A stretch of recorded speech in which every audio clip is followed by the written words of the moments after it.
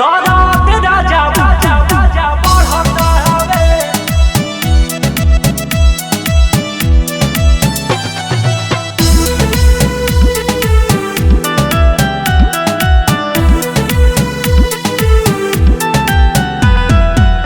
अब हमसे कटनी ना होई राजा घर में, गेहूं के बाल सया धोसेला चामे। अब हमसे कटनी ना होई राजा घर में, गेहूं के बाल सया धोसेला चामे।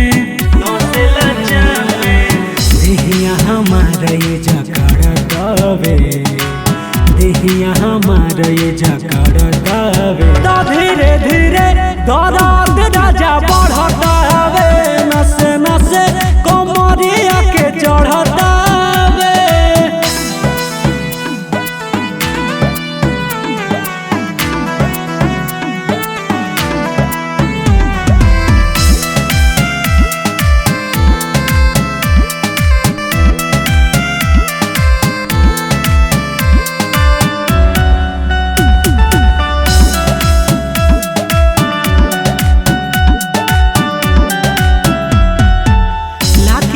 कोला पिया देना ताजा, हसिया से अंगूरी छिला गइल राजा। देखे ना कौन बहता ए हो, लाकी कोका कोला पिया देना ताजा, हसिया से अंगूरी छिला गइल राजा।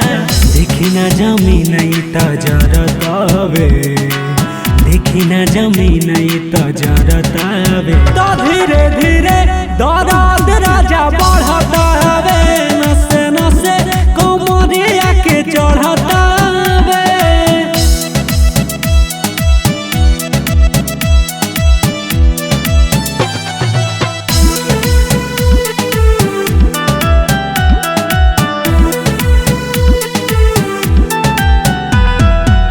खेत में भिड़ैले बानी सहिया 4 दिन से, काहे नहीं देत कटवाए मशीन से। ए हो, खेत में भिड़ैले बानी सहिया 4 दिन से, काहे नहीं देत कटवाए मशीन से। देखी ना दिव्यांशु कटवा बतारे, देखियो ने पंकज कटवा बतारे। तो धीरे धीरे दौलत